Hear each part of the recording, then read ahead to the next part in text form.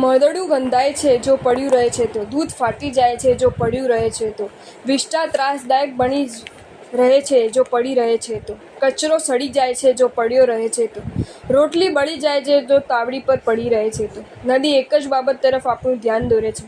દોસ્ત, એવું નથી કે મારામાં ક્યારેય કચરો આવતો જ નથી. ના, મારામાં કચરો આવે તો છે જ. એ છતાંય લોકો તરફથી મને નિર્મળનું વિશેષણ જે મળ્યું છે એની પાછળ આ એક જ કારણ છે. આવતા એ કચરાનું હું સંગ્રહ નથી કરતી. તું તારા મનને જો નિર્મળ રાખવા માંગે છે તો મારા રસ્તે ચાલ્યા. મનમાં નબળા કે ગંદા વિચારો ભલે આવી જાય, ભૂલે ચૂકે એનો સંગ્રહ ન થઈ જાય એનું તું ખાસ ધ્યાન રાખજે. હું સતત વહેતી રહું છું, તારા મનને તું સતત વહેતું રાખજે. પવિત્ર બન્યો જ રહીશ. જો તમને આ વિડીયો ગમ્યો હોય તો આ વિડીયોને લાઈક કરો અને મારી ચેનલ જૈન ફેક્ટ્સ એન્ડ સ્ટોરીઝને સબસ્ક્રાઈબ કરો. ધન્યવાદ.